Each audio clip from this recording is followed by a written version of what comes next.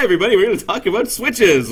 I just re-explained this. I re-explained this whole video to my class because I forgot to press record. So thanks everybody for listening to this a second time. So we're making switches. We were joking about switches. I had lots of fun, but basically it's an F box that when you touch it, it causes other things to turn on and off. So I'm coloring, in this case, the walls. Instead of green when I touch the switch, they turn to blue and turn invisible. And we talked about all the cool things we could do with switches, and we're not going to talk about them right now. So we're going to go on. This is going to be the best YouTube video ever. I could just see the millions of likes and subscribers coming from it. It's good. So we talked then about the variables we need to make this happen. There are two variables. There's a switch state variable, which represents whether the switch is on or off. And then there's a switch active variable, which is a Boolean variable, which decides whether or not you can turn the switch on or off. It's like a lock on the switch. And we'll see why that's important in a little bit. Now, where I realized I went wrong in my previous discussion, and why I'm glad I have to redo this for the purposes of filming this on YouTube, is where we should have started was talking about the actual map that we have going on. So I'm just going to open that really quickly. And this is going to be your first step that you're going to do when you make, well, pretty much when you make any terrain, right? I'm struggling. Open with. Paint. There we go. Zoom. You need to make a little... Oh, come on, zoom. There we go. You need to make yourself a little part of the map that will indicate that this is a switch. And I'm using pink for no particular reason, but I just found pink I hadn't used yet, so I grabbed pink as the color. And now, when I load my world, I'm going to make a specific F box, which is a switch. So what are the properties of a switch F box, you ask? Well, let's take a look. I'm going to go down in my load world function. We're going to take a look at when I find a pink box, what do? What is this crazy thing? What are all of its interesting properties? It's not really interesting at all. It's very similar to every other F box I've loaded, except that I've set the name to switch so that I can identify that I'm touching a switch in the future. I gave it unique colors, not for any particular reason. Eventually I want to give it a nice image. And then the other important thing is I set sensor to true. And I think that's important. If you try to make a switch that's solid, you'll have a lot more problems with F contact as you kind of bounce off of it and you hit it multiple times. It's really hard to turn a switch on and off if you can't go through the switch. It's not impossible. I know some students who have done it, and that's fine if you've already done it that way, but I think you'll have a lot easier time if you have your switches as sensors rather than a solid block that you step on top of or something. So that's that. So pretty much business as usual when we're loading a switch. And once you've loaded that switch, we're going to give it some programming so that it can manage those variables we talked about. The switch state variable and the switch active variable. So we're going to manage those variables whenever we have a collision with the switch block. So that collision with the switch block, we record that in... Well, it's a long way to go. Contact started. So contact started is that function that gets called every time one body in the Fisica touches another body. This function is automatically gets called, and all the information about that collision is stored inside of that contact parameter that gets sent to us. And we've already written this code here, and now we're caught back up. Yes, we're back at where we were before I forgot to turn on the play button. So we were just talking about this block, this part of the code. What this code does is decide which body is the switch and which body is the player. And it's not necessarily just the switch. It decides whatever is the non-player body in a collision. So the question I posed my class, and the question that you should ask yourself watching this video, it's so weird, is what is the name of that switch F box or F body after this code is run? Has anyone figured it out yet? The whole purpose of this code is we get body 1 and we get body 2. The question is, which one is the switch? Is it body 1 or is it body 2? And it's never consistent with Fisica. There's no sort of special treatment it gives to a thing called player, where that's always body 1 or body 2. We know two things collided. We know body 1 collided and body 2 collided. We just don't know which one is the player, which one is the switch. So what we do is we ask this question. We ask, hey, is body 1 the player? And if it is, we set this variable called other to body 2. And if body 1 was not the player, well, I guess body 1 was the switch. So we set other to body 1. So other is that variable. That's the whole point of this code, is for us to decide what is the thing that is not the player that we're colliding with. And we call that other ever after. And I'll just show you here. This is our code that we did when we made our falling bridges. This is where we set the name of the bridge to fall, so that in our other method we could set static to false for this. And notice it's other that I'm using to affect the bridge, because other is the name of the thing that is not the player. Is that clear to everybody? You guys feeling good about that? I know a few people are anyway. A few heads nodded, a few more are nodding. That's great. Okay. So now what we can do is basically check and see, hey, is the contact contain, instead of player and bridge, now we can see if it contains player and switch. And if it contains player and switch, we know that other is the switch. That was the whole purpose of that code we wrote. And guess what? That's how all these contact started functions are going to work. There is nothing really new about all the different collisions you're going to write. It's the same sort of process. You just do this first part of the code to figure out what's not the player and what is the player. And then you write if statements about the contact to see what actually contacted each other. What did your player bump into? And then if you want to talk about the thing it bumped into, you use other.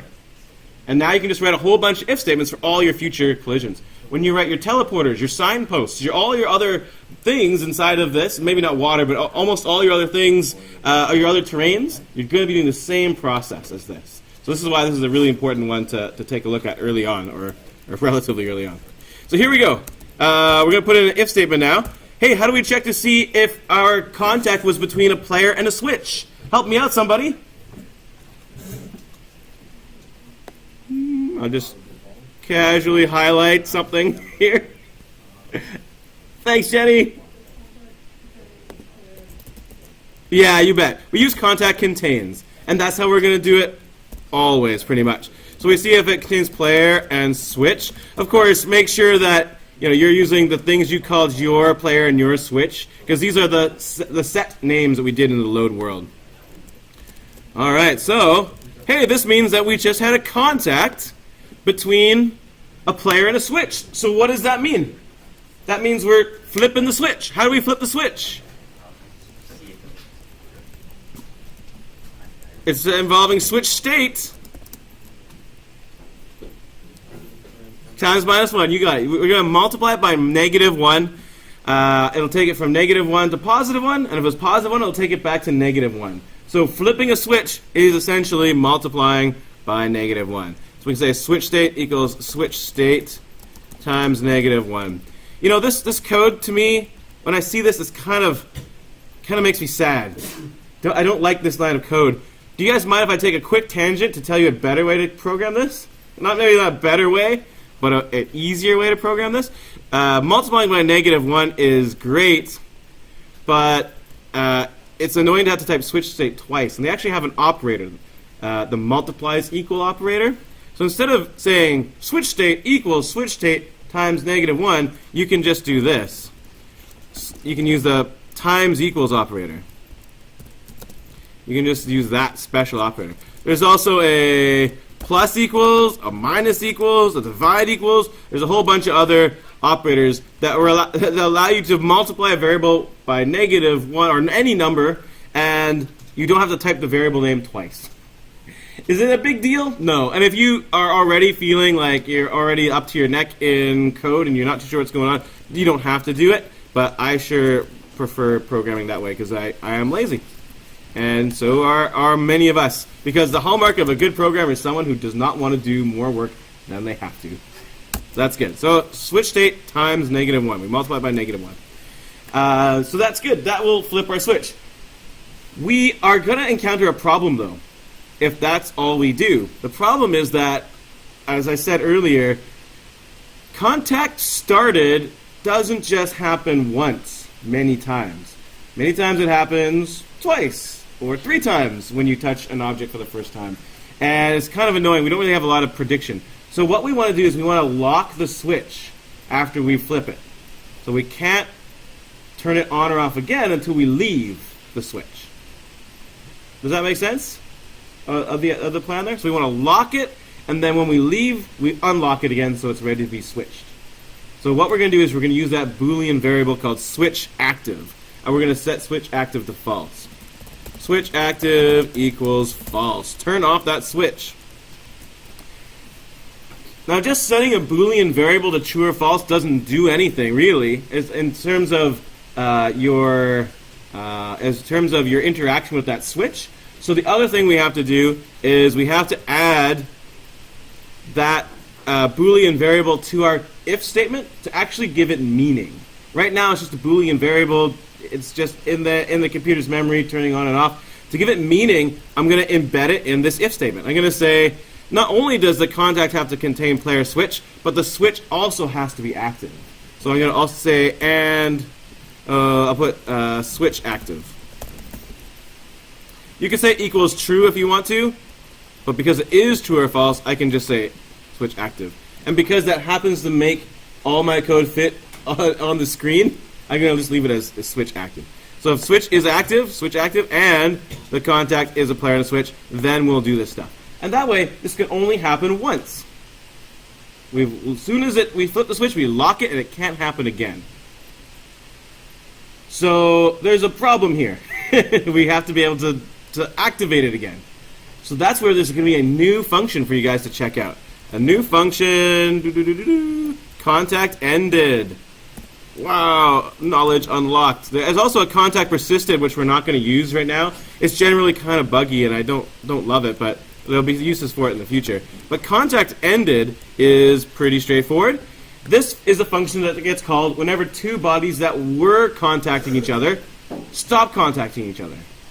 When they stop that collision. So what we can do is we can set switch active back to true whenever we leave that collision. So what we're going to do is we're going to do a similar kind of code to if contact dot contains player and switch.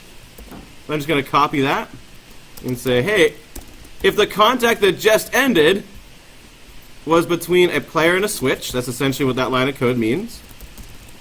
So I just ended the contact, I just left the switch, then we'll set switch active back to true again.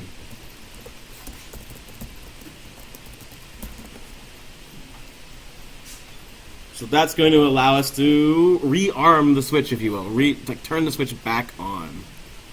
So contact ended and contact started are polar opposites. They get called at the opposite times, but the way you use them is essentially the same. They still get this contact variable that contains all the information about the contact, in this case that just ended, and then you can do the same sort of stuff that you would do with the contact and contact started.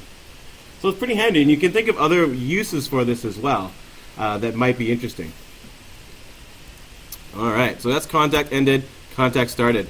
So all this switch state on and off stuff, unfortunately, it does not do anything visual. Like flipping a number on its own doesn't do anything visual. So if I ran this code, we wouldn't see anything happen. So what I'd like to do is just change the switch in some minor way, just to make sure we can see if it's working. And you guys can do something similar as well.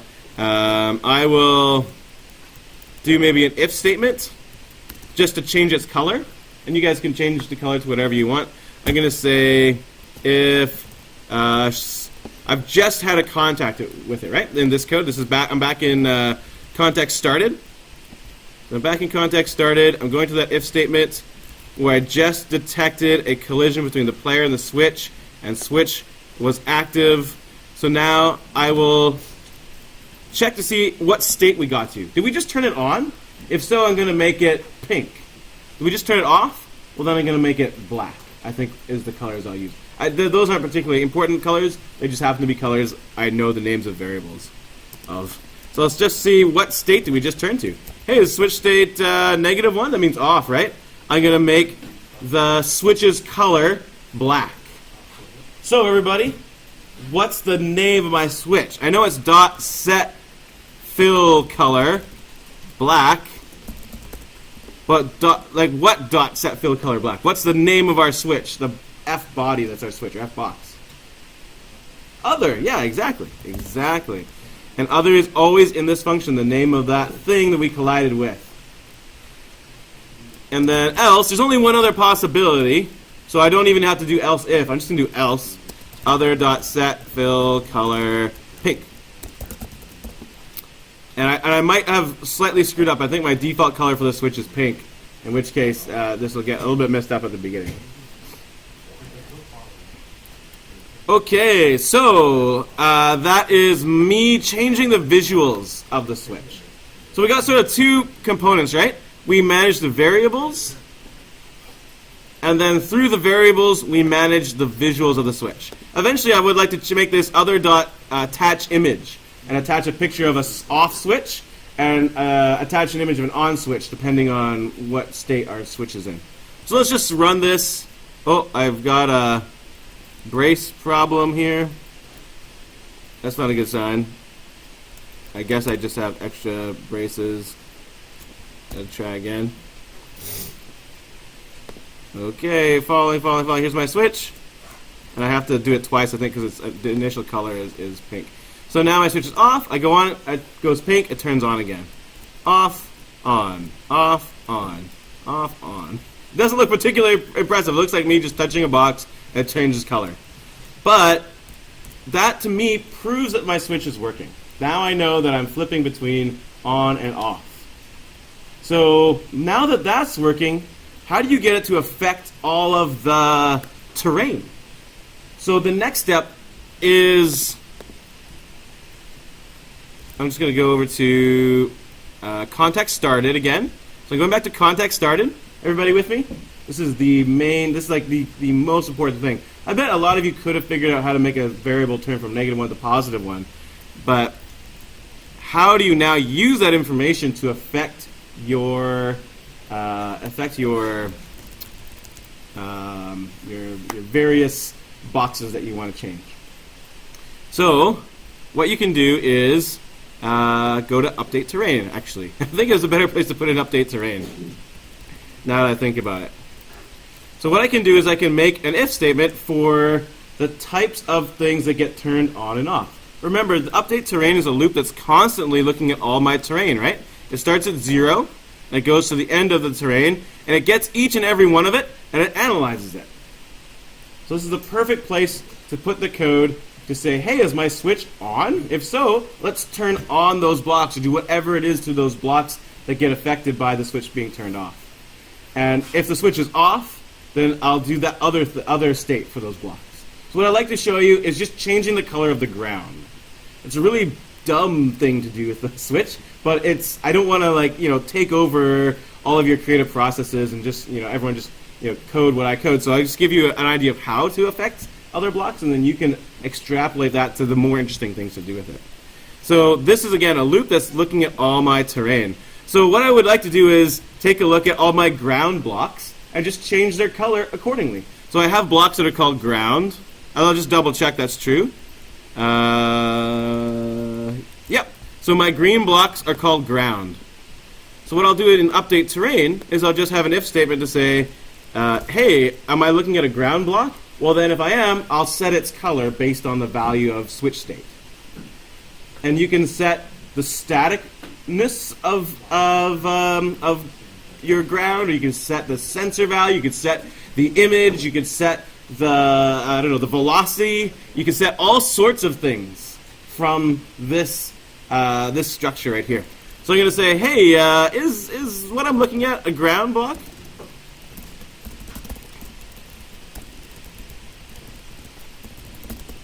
If it is,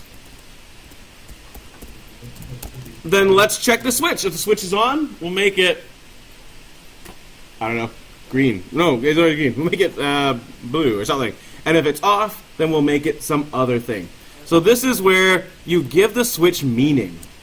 That's the most important thing. Switching on and off, great, but this is where you give the switch meaning. So I'm going to say, hey, if switch state equals -1, if it's off, that's great. Let's set fill color to green. Else, let's set fill color to. I used blue last time. I'll use blue again. I'm not setting the stroke, so we'll still see the green strokes, which is fine. Okay, so I'm gonna run this and see what happens. Does this work? So I'll jump down here, and there it is, the switch. I'm gonna hit it. Hey, they all turn blue. They all turn green. And you can do all sorts of things. I could more scarily set static to true or false. This is a much more. This is like earthquake switch. I'm scared to do it. What will happen? All these static blocks. Okay. Oh! Hit the switch. Okay, they all fell, but I can turn them back. Oh, that's really hard to hit the switch now. Oh. Hit it. Hit it. Yeah, I froze them. So we can turn the static on and off. Clearly, things get a little bit wonky when you're jumping through the switch. I'm not exactly sure why that was, but now that I've set static to true again, I can almost see that as a game mechanic where you knock everything over to make a bridge, and then you have to navigate this new level.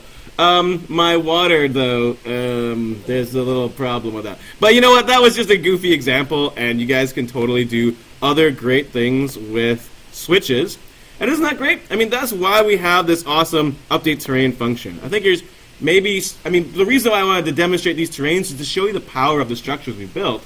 And I'm going to start backing away and letting you guys take over and come up with cool ideas with these things. And hopefully it makes sense how to use them. You can always watch this fine YouTube video in the future after I upload it and remind yourself how it works. All right, thanks everybody. Let's hope the sound recorded.